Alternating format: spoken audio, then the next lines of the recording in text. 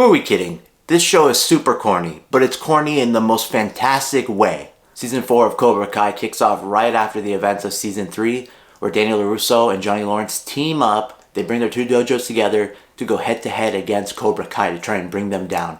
And the stakes have never been higher in this season. Whoever wins the All Valley tournament ends up getting bragging rights and stops the other dojos from continuing to teach. So whoever loses has to stop teaching karate altogether. You know, I've been thinking a lot about this show, guys, and it's so great for so many reasons.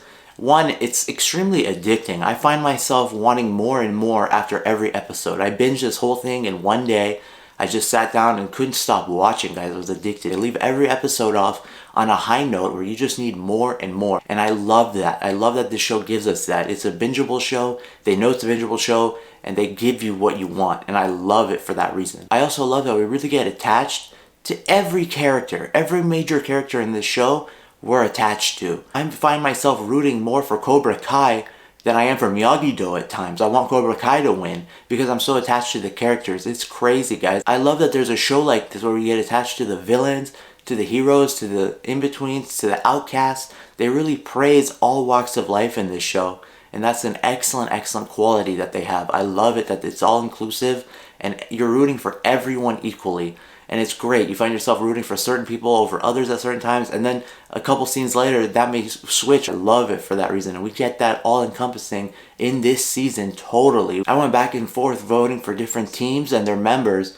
again and again throughout this entire season. I was all over the map. A major theme that we get in this season is transformation and growth, and we see that totally with all the characters. We see from the combination of the two dojos, the Eagle Fang and the Miyagi-Do, that the teammates are starting to learn from both sides of the karate, the offense and the defense, and they're starting to adopt all the different aspects of karate, the ones that they had before and the ones that they don't. And we see that with Miguel and Sam especially. Miguel is really starting to fall in love with Miyagi-Do and the different aspects of life that he's not getting from Johnny Lawrence. And Sam, she's starting to become more badass and a little bit more independent. She's getting out of her parents' shadow and she's starting to walk the life of Johnny Lawrence a little bit, which naturally is causing a rift between all the characters involved. It's causing a huge rift. It's a storyline that's just totally addicting and fun to watch. We also get two new characters in this season that are really great additions. We get reintroduced to an old villain from Daniel LaRusso's past. His name is Terry Silver. He's from Karate Kid 3. He used to torture Daniel LaRusso when he joined Cobra Kai for a brief stint. This guy's a sicko. He's a weirdo. But when we're introduced to him in this season, he's a docile old man who's eating tofu and he lets his hair down. He's kind of a hippie-ish type of guy, but he's kind of a weenie. And then Kreese gets his hands on him again. He's best friends with Kreese in the past. Kreese gets his hands on him again and turns him into a sicko again, a total psycho, and starts to slowly bring out this evil, menacing villain that he is once again. And it's interesting to see his transformation and growth throughout the season. We also get another character named Kenny. This kid's a total weenie as well. He's a nerd, he's a loser, he just plays video games all day, he does cosplay. I like him a lot, but he's a nerd for kids in middle school. They consider him a nerd. And he's getting bullied by none other than Daniel LaRusso's son, who's actually bullying this kid. And so this kid gets sick of the nonsense and he decides to join Cobra Kai Karate to start to be able to defend himself. He has a huge growth swing in this season as well. I wish we could have gotten more of this character. I found myself getting attached to Kenny. I liked his storyline a lot and I wish we could have gotten more of him. But it is what it is. I like what we got from him. I like the addition of the character. He was a great addition to this season. The only character that I'm not resonating with too much, and I just think he's extremely sanctimonious, and I'm tired of it a little bit, is Daniel LaRusso. I know he's the lead character and he's the main guy, but I didn't even like him too much back in the Karate Kid days. He just doesn't resonate with me too much. I don't like his character. I don't like who he is so much. I just think he's kind of bland. He shows the least amount of growth and he doesn't really compromise his viewpoints ever. He always thinks he's the most superior to everyone. He's sanctimonious. He's full of himself. He thinks he has the moral high ground.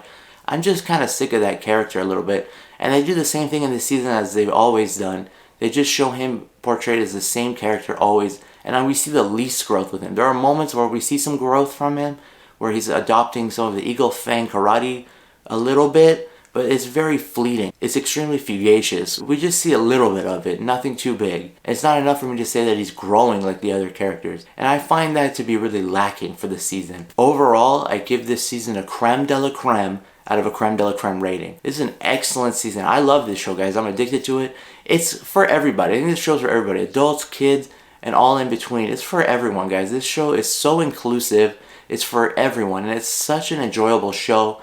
The season doesn't disappoint at all. The action is corny as always, but it's gotten a little bit more badass. But it's corny in the best way, and they know it's corny, and they embrace it, and I love them for doing that. This season is excellent, it doesn't disappoint, and it's definitely worth a watch. Let me know what you guys think of this season. If you've seen it, I want to know what you guys thought of it, and if you guys agree with me on my viewpoints, let me know in the comment section below. Alright guys, thanks for watching, and make sure to subscribe for more content and reviews, and I'll catch you on the next According to Ash.